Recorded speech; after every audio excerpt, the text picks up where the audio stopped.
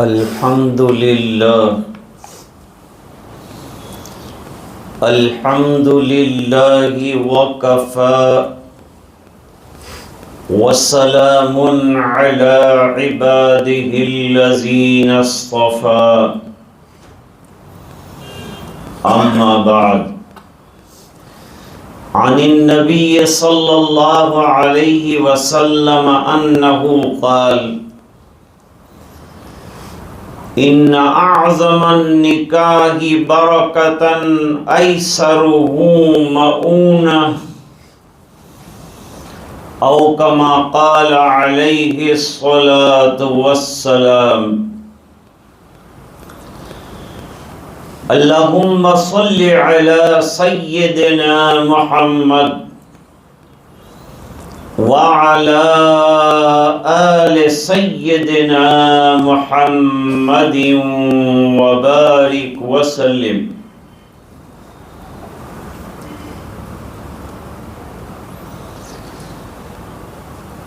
اللہ تعالیٰ نے ہمیں ایک بہترین دین عطا فرمایا ہے،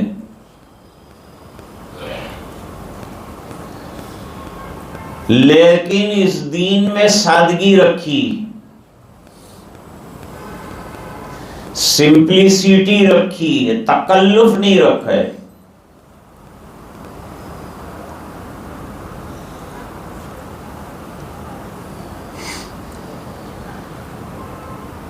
جتنے بھی اعمال دیے ہیں وہ تمام میں آسانی بھی رکھی،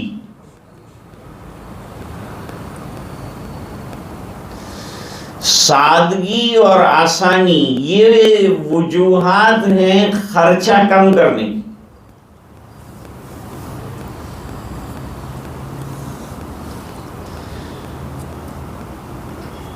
سمندر کے کنارے پر آدمی وضو کر رہا ہو، لیکن اسے پانی میں اسراف کی اجازت نہیں ہے۔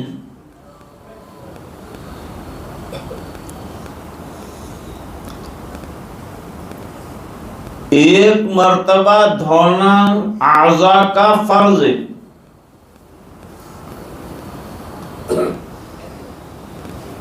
دو مرتبہ دھونا فرض کی تکمیل ہے، تین مرتبہ دھونا سنت ہے، چار مرتبہ دھونا اسراف ہے۔ ارے بھائی سمندر کے کنارے پر بیٹھے ہیں، پانی کی کوئی کمی نہیں ہے، فرمایا تبھی اسراف ہے۔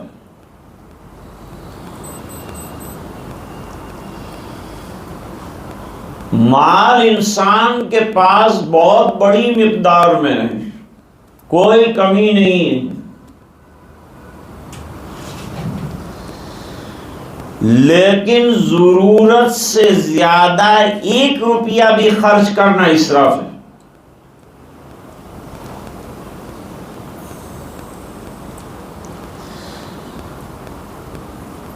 اور ضرورت ہے اور خرچ نہیں کرتے تو یہ بخل ہے، اور یہ بخیلی بھی اللہ کو پسند نہیں ہے۔ نہ اسراف پسند ہے نہ بخیلی پسند ہے، درمیان کا راستہ اختیار کرو، اعتدال سے چلو۔ ہر چیز میں اعتدال اچھا ہے، چلنے میں اعتدال، کھانے میں اعتدال، سونے میں اعتدال۔ بس سو ہی رہا ہے، صبح کے بعد بھی سو گیا، نماز میں بھی سو گیا، ظہر تک سو گیا، جیسے رمضان میں لوگ کرتے، سو کے پورا دن نکال دیا تو کیا روزہ رکھا؟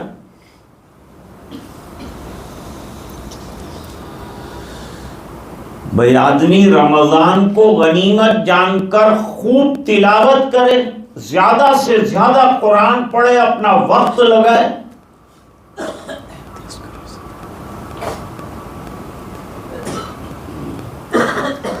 یہ اصل ہے۔ اب افطار میں اتنا کھا لیا کہ ڈکاریں آ رہی ہے، پوری مسجد والے متلی کر رہے ہیں، کیا فائدہ ہے؟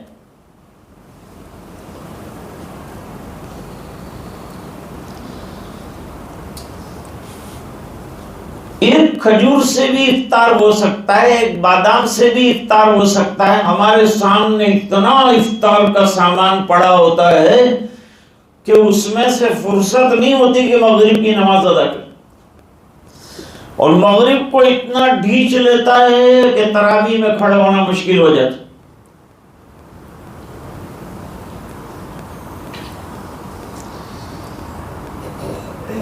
اس لیے قرآن کریم میں کہا لا تغلو فی دینکم، دین میں بھی غلو کرنے کو پسند نہیں کیا، اس میں بھی اعتدال۔ مثال کے طور پر ایک آدمی تاج سوسائٹی میں رہ رکھا، نہیں میں تو چنارواڑ جا کے وضو بناؤں۔ ارے بھئی یہاں انتظام ہے، مسجد ہے، سب ہے، وہاں جانے کی کیا ضرورت ہے؟ ایسی ضرورت سے زیادہ دینداری جھاڑنا یہ بھی پسند نہیں۔ جتنی چادر اللہ نے دی ہے اتنے پیر پھیلاؤ، ضائع مت کرو، پیسہ بچا کے بھی رکھو۔ پیسہ بچا کے رکھنا کوئی شریعت کے خلاف نہیں ہے، اپنے پاس بیلنس بھی ہونا چاہیے تاکہ اطمینان سے زندگی گزر سکے۔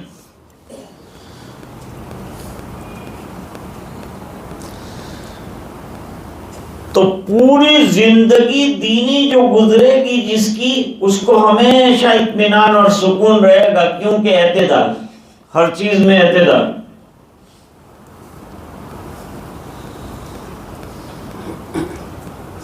یہ حدیث شریف جو میں نے پڑھی، نبی کریم صلی اللہ علیہ وسلم کا ارشاد ہے، برکت کے اعتبار سے عظیم نکاح وہ ہے جس کے اندر خرچہ کم کیا گیا۔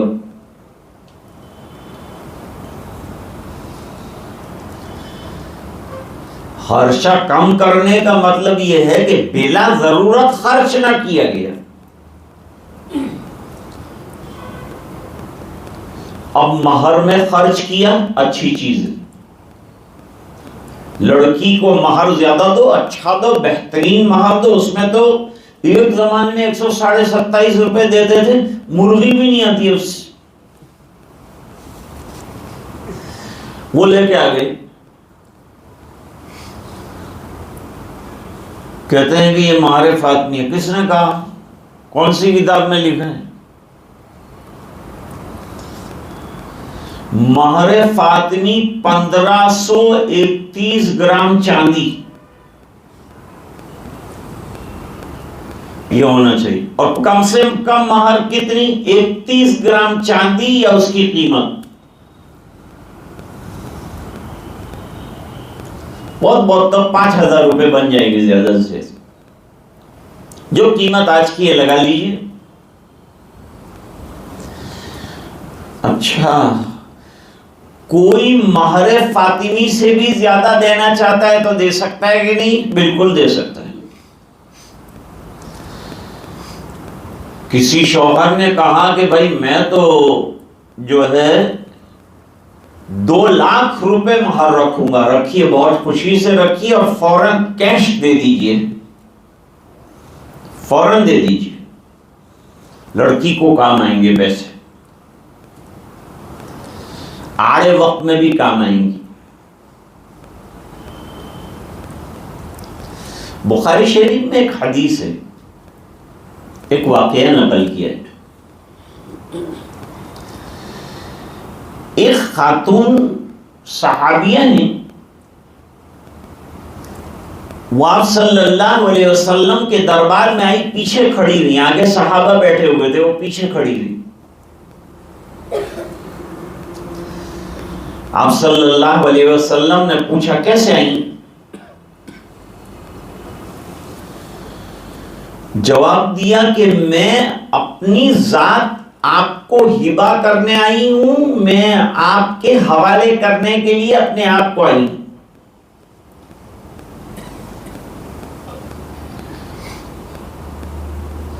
ارے عورتیں شرما گئی، کیسی عورت ہے کہ اپنے آپ کو حضور پر پیش کر رہی ہے؟ حضور نے فرمایا اچھی خاتون ہے، اس بنا پر کہ یہ جوانی ہونے کے باوجود اپنی ذات کو میری خدمت کے لیے وقف کرنا چاہتی ہے۔ نبی کی خدمت کے لیے اپنے آپ کو وقف کر دینا ہے تو بہت بڑی خدمت ہے، بہت بڑی سعادت ہے۔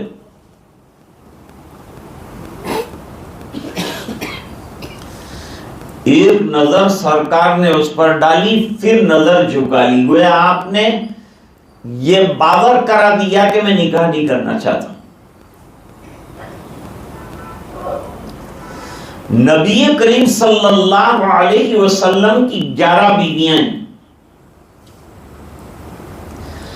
مدنی زندگی میں 9 بیویاں رہی۔ حضرت خدیجہ رضی اللہ تعالی عنہا کا تو مکے میں انتقال ہو گیا، اور مدینہ منورہ میں زینب بنت خزیمہ کا انتقال ہو گیا۔ 2 زینب رہی ہیں سرکار کے نکاح میں، زینب بنت جہش، زینب بنت خزیمہ۔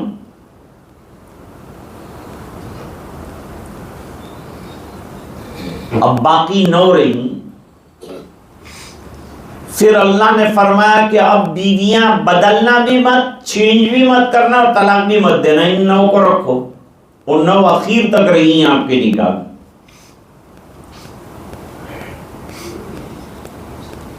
تو آپ کو ضرورت نہیں ہے۔ اور سرکار نے جو 9 نکاح کیے ہیں وہ کوئی خواہش نفس سے نہیں کیے ہیں۔ جملہ لکھ لو بلکہ یاد کر لو،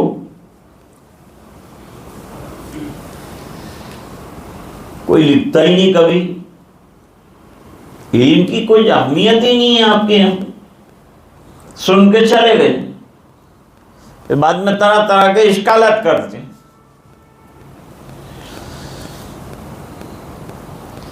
ملی ملکی انفرادی ضرورتوں کے اعتبار سے حضور نے نکاح کیے ہیں۔ کچھ سمجھے بات؟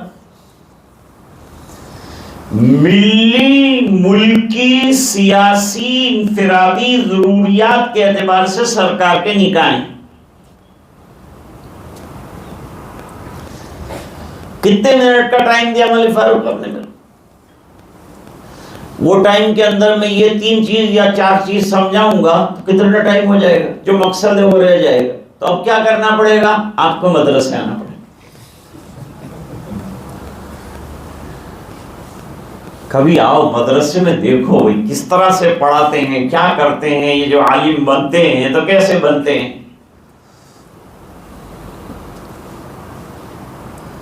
آ کے وہاں کا منظر دیکھو تو آپ کو علم کا خیال آئے گا، علماء کا خیال آئے گا، ان کی وقت آپ کے دل میں پیدا ہوگی۔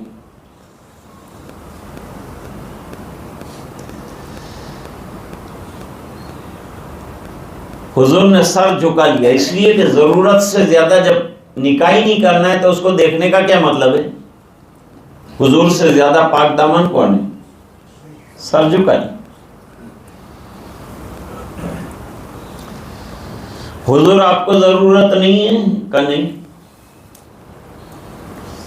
تو مجلس میں سے ایک صحابی کھڑے ہوئے، انہوں نے کہا حضور مجھے ضرورت ہے، اگر آپ نہیں کرنا چاہتے ہیں تو میرا نکاح کرا دیجیے۔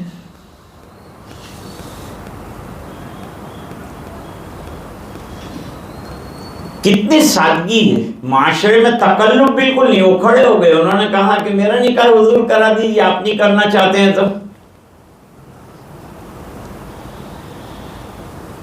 تو آپ صلی اللہ علیہ وسلم نے فرمایا کہ کچھ ہے تیرے پاس، مہر دینا ضروری ہے۔ لڑکی کو مہر ادا کرنا ضروری، مہر سے ہی نکاح ہوتا ہے، اور نکاح بولنے سے نکاح ہوتا ہے۔ تو مہر دینے کے لیے کچھ ہے آپ کے پاس؟ تو کہ ایک چادر ہے خالی، جو میں نے اوڑھی ہے وہی ہے. دوسرا کچھ ہے؟ اب وہ لڑکی سن رہی ہے، خاتون سن رہی ہے. دوسرا کچھ ہے؟ کہ حضور نہیں، یہ ایک چادر ہے، میں آدھی پھاڑ دوں گا، آدھی اس کو دے دوں گا، آدھی میں رکھ لوں گا. حضور نے فرمایا تو چادر بھی بیکار ہو جائے گی، اس بنا پکڑے نہ اس کو آئے گی نہ تجھ کو آئے گی. آدھی ہو جائے گی تو چادر کیسے اوڑھیں گے؟ چیز بیکار نہیں کرنا. اسلام میں کوئی چیز کو رائجان نہیں کیا جائے. اعمال بھی ایسے مت کرو کہ باطل ہو جائیں. وَلَا تُبْطِلُوا أَعْمَالَكُمْ، اعمال کو باطل مت کرو، رائگان مت کرو. نماز پڑھ لی، بعد میں غیبت کر لی، سب نماز کا ثواب رائگان کر کے رکھ دیا. نماز پڑھ لی، غیر محرموں کو دیکھنے کے لیے کھڑا ہو گیا، سب ضائع کر دیا.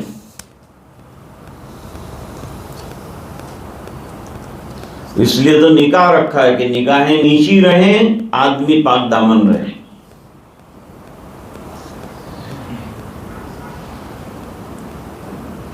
اچھا لوہے کی انگوٹھی ہے کہ وہ بازار میں بیچ کر اس سے پیسے آوے تو مہر میں ادا کر دے گا، وہ بھی نہیں.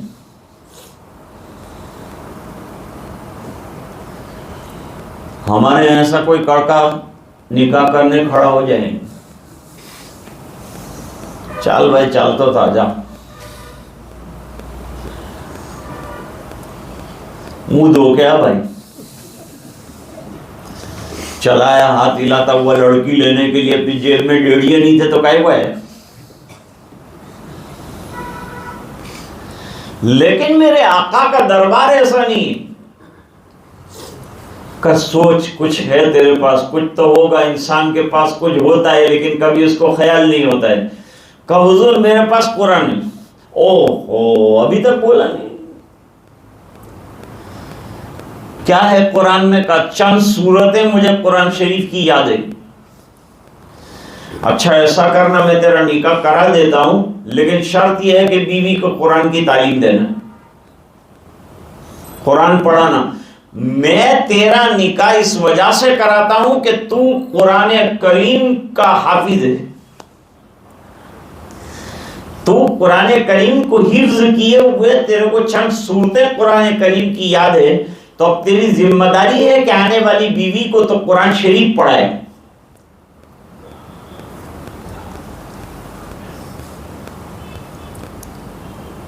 ہمارے الطاف بھائی سلک ہاؤس والے، ان کی اہلیہ ابھی قرآن شریف حفظ کر رہی ہیں، 10-12 پارے کر لیے. بہت خوشی کی بات. مردوں کو بھی ہمت کرنا چاہیے، جتنی صورتیں یاد ہو سکتی ہے کرو. بیٹھے بیٹھے کیا کرتے ہو؟ قرآن شریف یاد کیا کرو، مسجد میں چلے جاؤ، قرآن یاد کرو، دیکھو کتنا یاد ہو جائے گا آپ کو. جتنا ہو جائے اتنا غنیمت، اللہ کے یہاں کام آ جائے گا، اجر ثواب مل جائے گا. اتنا نماز کے اندر پڑھنے میں آسانیاں ہو جائے گی، کتنا آسان ہو. میرے والد صاحب نے بڑی عمر میں قرآن شریف یاد کیا، صحابہ نے بڑی عمر میں قرآن شریف یاد کیا. تو بڑی عمر قرآن شریف یاد کرنے کے لیے مانے نہیں. تو کیا قرآن شریف کی تعلیم مہر بن سکتی ہے؟ نہیں بن سکتی. تو پھر نکاح کیسے ہوا؟ فرمایا کہ قرآن کی تعلیم تو نفلی چیز ہے. حضور یہ فرمانا چاہتے ہیں کہ تیرے پاس اتنا بڑا خزانہ ہے، اس لیے تجھے نکاح سے محروم تو نہیں کروں گا، لیکن اللہ 2 دن کو تجھے قرآن کی برکت سے پیسے دے گا تو مہر دے دینا. اسی محفل کے اندر، اسی مجلس کے اندر حضور نے بیٹھے بیٹھے نکاح پڑھا دیا. وہ بیچارہ اکیلا تنہا تھا، اب 2 ہاتھ کے 4 ہاتھ ہو گئے. میں عرض کر رہا تھا کہ نکاح اتنا سادہ ہے کوئی دھوم دھام، ہے کوئی منگنیاں، ہے کوئی لینے دینے کا نظام؟ نہ لڑکی کچھ لے کے آئی ہے نہ لڑکا کچھ لے کے آیا ہے تو سینے میں ہے، اس پر ہو گیا نکاح۔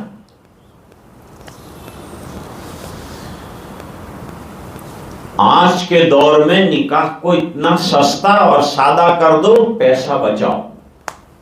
کیا کریں گے پیسے بچا کے؟ بچ جائے تو مجھے بتانا، میں انشاءاللہ آپ کو راستہ بتاؤں گا کہ اس کو کیا کرنا ہے، کہاں کہاں یہ پیسہ لگانا ہے وہ بھی بتاؤں گا۔ سمپلی اتنی بات عرض کرتا ہوں کہ اپنی اولاد کی تعلیم پہ لگانا،